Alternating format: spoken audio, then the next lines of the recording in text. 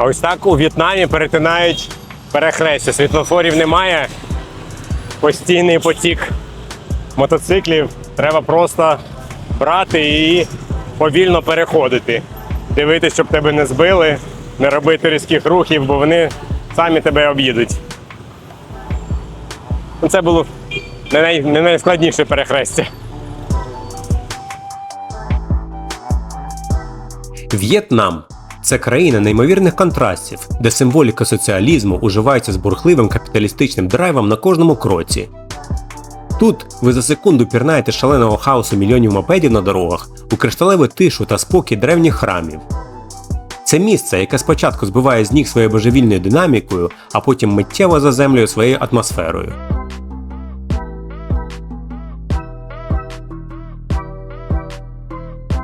В цій подорожі ми приїдемо з півночі на південь країни та дослідимо столицю країни місто Ханой, завітаємо до курортного Данангу та прогуляємось по вулицям енергійного Хо-Чі-Мін-Сіті. Кожне місто привітає нас своєю неповторною та унікальною атмосферою і характером. Тож запрошуємо у перше із 3 відео, де ми поближче ознайомимось з вулицями столиці та завітаємо до мальовничого району Ніньбінь, що вражає своїми казковими вапняковими горами.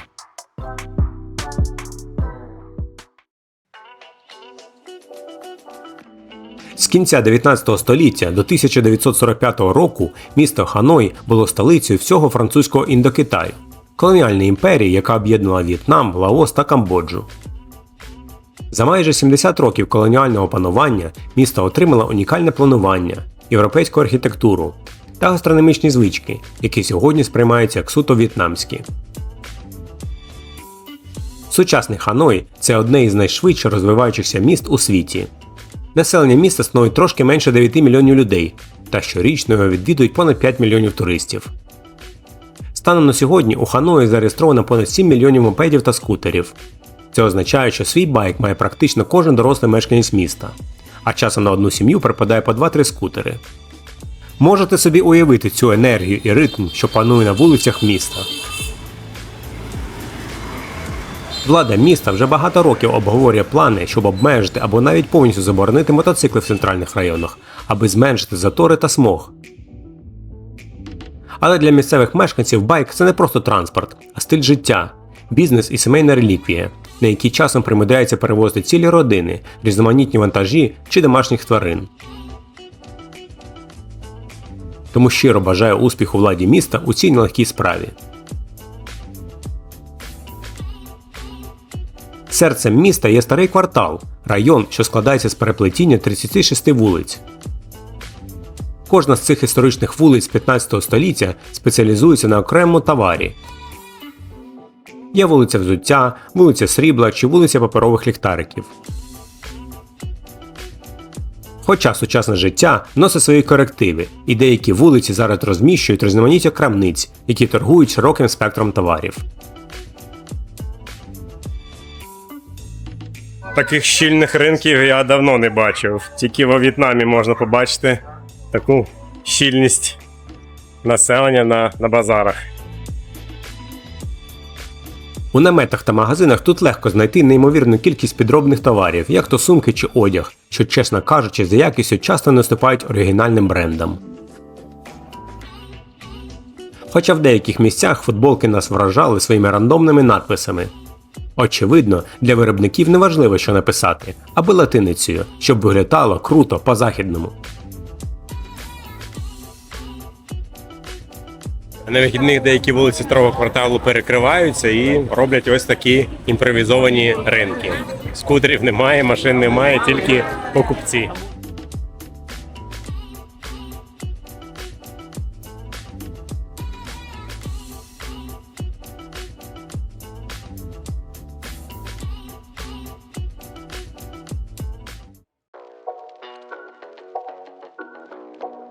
Одним із найвідоміших та найекстремальніших місць світу, що також знаходиться у старому кварталі, є вулиця Потягів.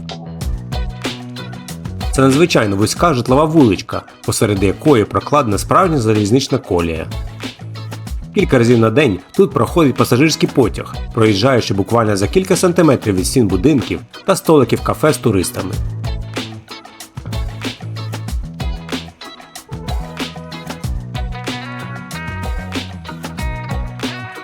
Дуже колоритне місце, що запам'ятовується на все життя.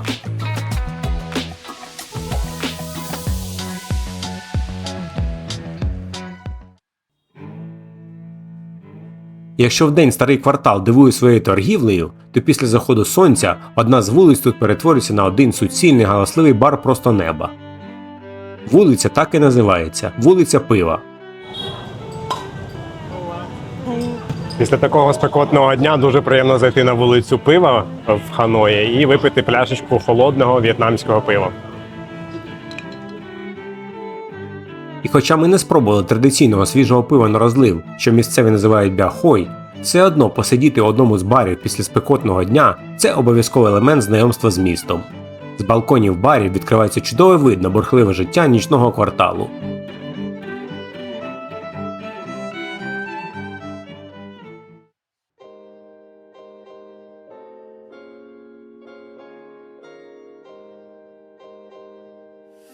Клімат у Ханої субтропічний, мусонний. На відміну від півдня В'єтнаму, наприклад Сайгона, де цілий рік панує спека і є лише 2 сезони, на півночі в Ханої чітко виражені всі 4 сезони. Літо в цьому районі – це пік сезону мусонів. Часто трапляються короткі, але дуже сильні зливи.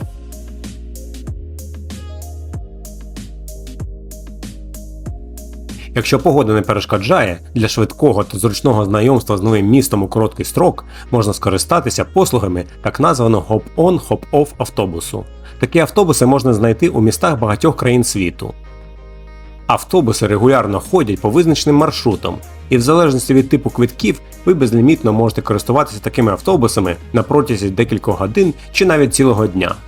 Тому, якщо ви не впевнені, що хочеться подивитись у місті, зранку зробіть коло по місту на такому автобусі, послухайте аудіотур та позначте для себе найцікавіші локації, які пізніше ви зможете детальніше дослідити. Завдяки такого туру ми дізналися, що у місті є стіна, яка внесена у книгу рекордів Гіннеса як найдовша у світі керамічна мозаїка. Її довжина на момент фіксації рекорду становила 3 км 850 метрів. Ідея належить в'єтнамській журналістці та художниці, яка хотіла перетворити нудну сіру стіну дороги на витвір мистецтва та зробити подарунок місту до його грандіозного ювілею – тисячоріччя, яке святкували у 2010 році. До створення мозаїки долучилися сотні в'єтнамських та іноземних художників із понад 10 країн світу.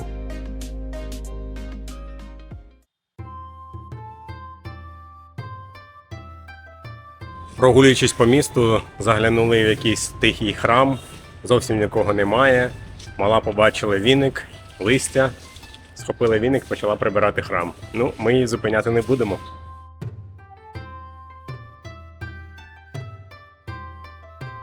Поки охоронець храму відпочивав, донька, а згодом і я, під пильним наглядом Будди заробляли бали для сімейної карми. У місті розташована величезна кількість храмів.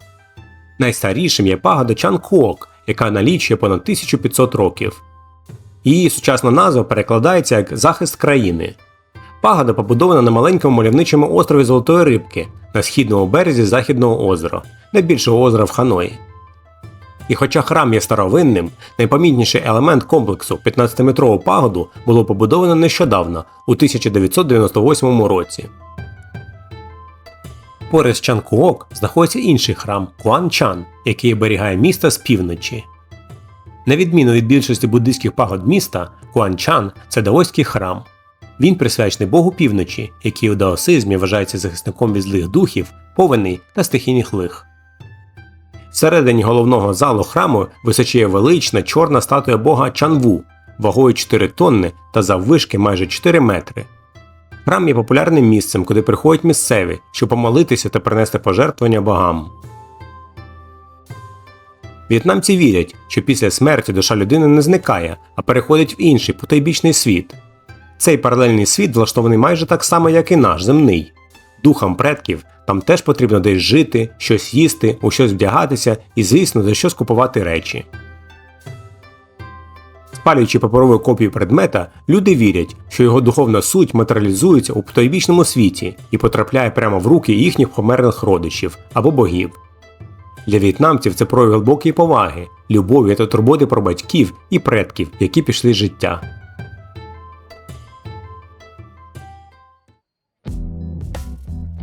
На південь від згаданих двох храмів знаходиться урядовий квартал. Окрім багаточисленних будівель посольств, тут знаходиться декілька значущих державних будівель. Тут розташований розкішний яскраво-жовтий президентський палац у стилі французького ренесансу. Побудований у 1906 році для французького генерал-губернатора Індокитаю, сьогодні він використовується для офіційних державних прийомів. Поруч з палацем розташована площа Бадінь, де знаходиться мавзолей Хошіміна. Тіло дядечки Хо, як його з любов'ю називають у В'єтнамі, забальзамоване та покоїться в скляній труні всередині, попри те, що сам він у своєму заповіті просив його кремувати. Сюди приходять тисячі в'єтнамців, від школярів до ветеранів війни, щоб віддати шану лідеру. Площа є популярним місцем для сімейних фото чи зйомок кліпу на патріотичну тему.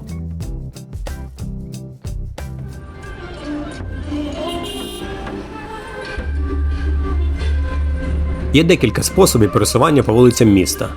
Окрім раніше згаданого Хопон-Хопов автобуса, ви, звичайно, можете скористатися послугами в'єтнамського еквіваленту Uber – Grab. Дуже зручний, безпечний та неймовірно дешевий спосіб пересування. За 3-5 доларів вас довезуть у будь-яку точку Ханою. Але як так побувати у столиці та не скористатися послугами місцевих велорикш, яких називають сайкло? Конструкція сайкло унікальна тим, що пасажир сидить попереду, а водій крутить педалі та кермує позаду вас. З одного боку це дає панорамний огляд на 180 градусів, а з іншого створює неймовірне відчуття, адже ви пірнаєте в хаотичний рух Ханоя. Із появою мільйонів дешевих скутерів, сайкло майже зникли з повсякденного життя місцевих жителів, але зберіглися як культова туристична атракція. Для водіїв сайкло це важкий фізичний труд, тому прогулянка по місту на такому транспорті буде коштувати вам рази в 3 дорожче, ніж на грабі. Але повірте, воно того варте. Ти щаслива? Весь час, що ми були в Ханої, донька просила, хочу покататися на цьому трьохколісному велосипеді. Вмовила на.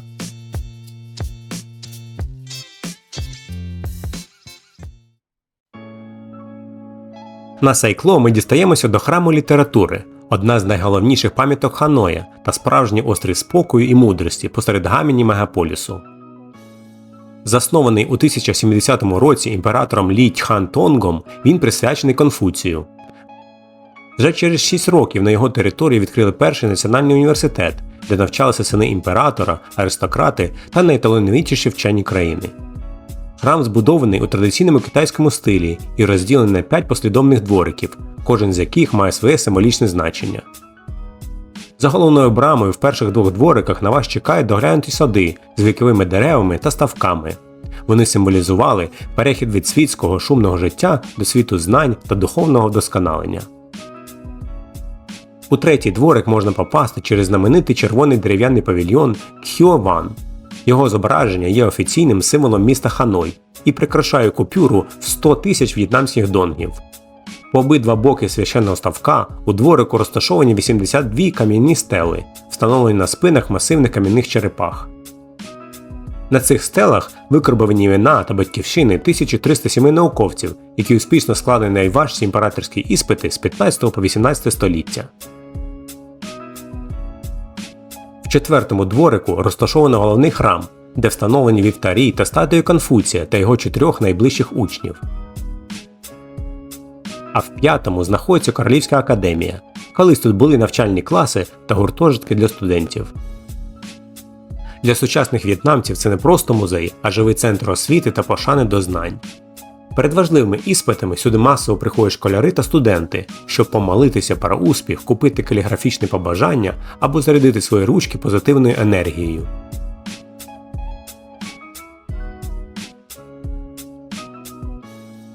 Поруч з храмом є затишний сквер, де можна відпочити в гамаках, поскакати по майданчику чи попрактикуватися ходити на ходулях.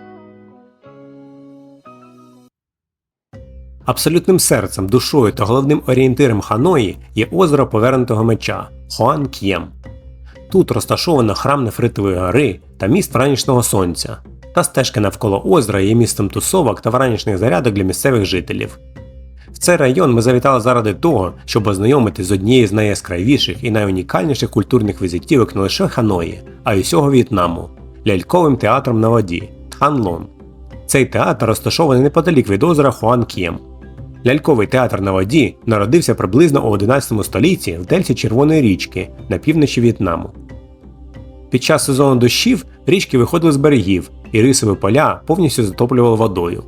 Селяни не мали змоги працювати на полях, тому вони вигадали розвагу прямо у воді. Вода приховувала всі механіки та мотузки, створюючи ілюзію, що дерев'яні фігурки оживають і ковзають по поверхні самі по собі.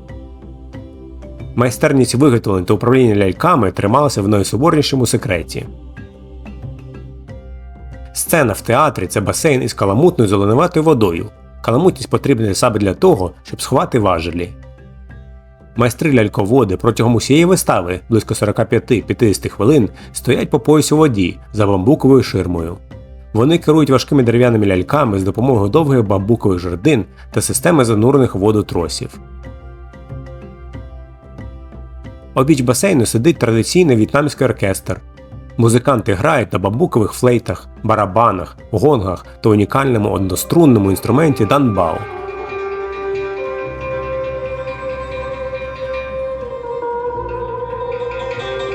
Вони ж озвучують ляльок і створюють шумові ефекти.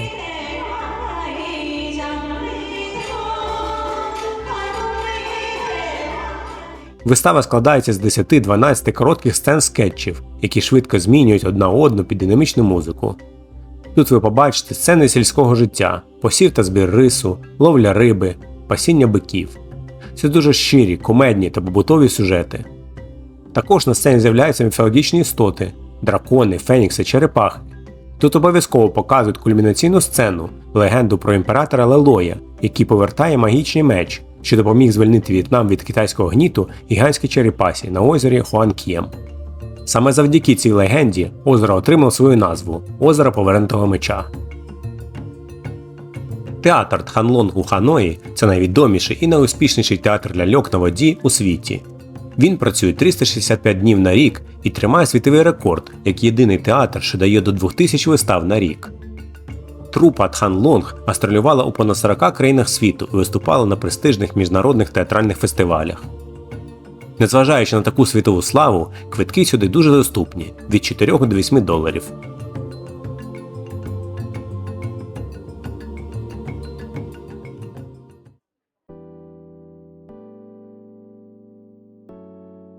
Місто Ханой є відправною точкою для екскурсій до декількох абсолютно фантастичних локацій у північному В'єтнамі. Через брак часу було дуже важко обрати одну з двох основних локацій – Халонг чи Ніньбінь. Обидва напрямки знамениті своїми казковими вапняковими скелями, які виростають просто з землі чи води. Поспілкувавшись з працівниками готелю, ми зробили свій вибір та вирішили милуватися скелями з землі у провінції Ніньбінь. Провінція розташована в 2 годинах їзди на південь від столиці, і сам тур є комбінацією прогулянки на маленьких грибних човнах, велопрогулянки та підйомом в гори.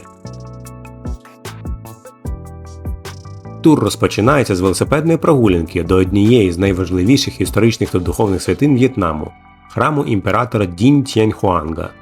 Для кожного в'єтнамця це священне місце, адже воно пов'язане з народженням першої централізованої незалежної в'єтнамської держави. Під час туру вам розкажуть, що імператор – це національний герой В'єтнаму 10 століття. Він увійшов в історію тим, що об'єднав країну, подолавши міжособицю 12 феодальних кланів та вигнав китайських загарбників. І саме в цьому районі було засновано стародавню столицю Хаалу.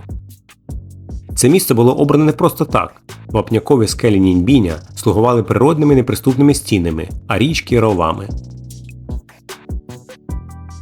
Храм розташований у мальовничій долині, оточений з усіх боків величними карстовими горами. Дуже мальовниче місце, але жарко і спекотно так педалі крутити. Але класно.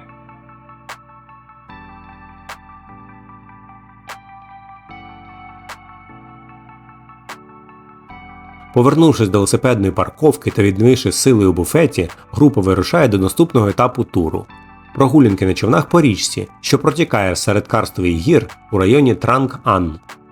Це, я сказав би, без перебільшення один із наймальовничіших досвідів у всьому В'єтнамі. Цей природний комплекс занесений до Всесвітньої спадщини ЮНЕСКО. Його часто називають затокою Халонг на суші. На пристані на вас чекає ціла армада традиційних металевих та бамбукових човнів – сампанів. За нашим спостереженням, тут знаходиться більше 1400 човнів. У кожен човен сідає 3-5 пасажирів, а на кормі сидить гребець. У 80% випадків це місцеві жінки у солом'яних капелюхах нон-ла. Вони мають феноменальну фізичну форму, веслують протягом 2-3 годин поспіль на 30-градусній спеці. Таку спеку їм трошки допомагають переносити спеціальні куртки з фенами, що охолоджують гребців. У кожному човні лежить пара запасних весел. Ви можете взяти їх і допомагати гребти. Місцеві це дуже цінують і щиро дякують. Is he doing anything? No, nothing. It's just you. It's just you. Маршрут пролягає вузькими річковими каналами, що петляють між вертикальними вапняковими скелями, вкритими густими тропічними джунглями. На річці заборонені моторні човни, тому єдині звуки, які ви чуєте, це тихий сплеск весел об воду, спів птахів у крихітних гротах та шурхіт листя.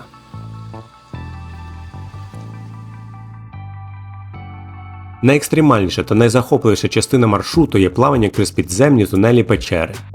Довжина печер варіюється кількома сотнями метрів, і усередині деякі підсвічені тьмяними ліхтарями. Стеля печер місцями настільки низька, що доводиться буквально протискатися грудьми до колін і ховати голову, аби не зачепити гострі сталактити, з яких капає холодна джерельна вода. Під час прогулянки човен пропливає повз кілька пагод та храмів, які розташовані прямо на крихітних острівцях посеред води. Часто ви можете вийти з човна, піднятися кам'яними сходами, оглянути храми і зробити пару інстаграмних світлин.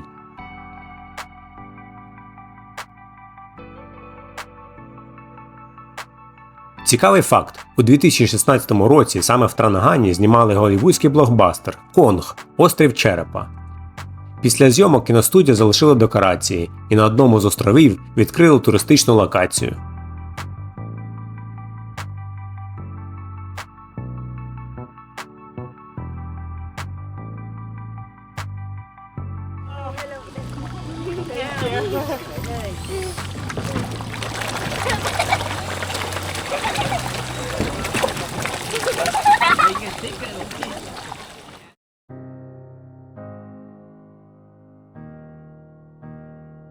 Останньою частиною туру є візит до Драконової гори. Це головна оглядова точка всієї провінції Ніньбінь і один із найвідоміших та наймальовничіших підйомів у В'єтнамі.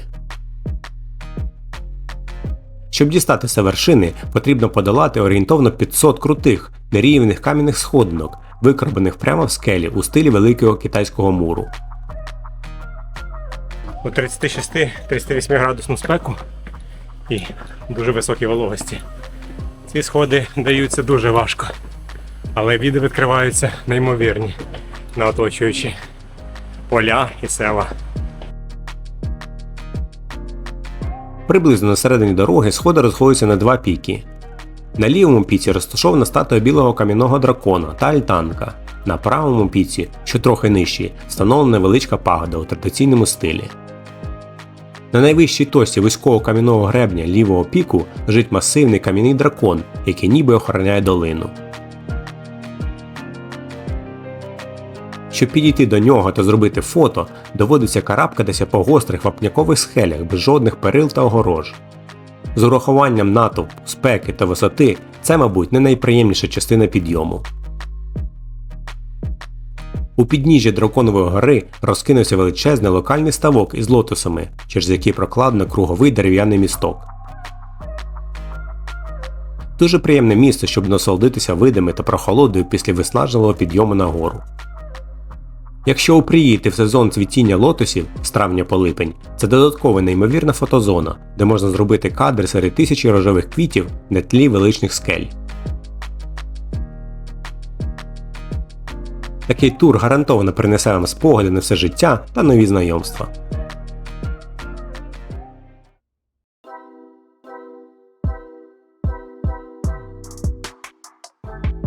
За декілька днів можливо ознайомитись лише з невеличкою частиною столиці, завітати лише до декількох відомих локацій та вібрати її атмосферу.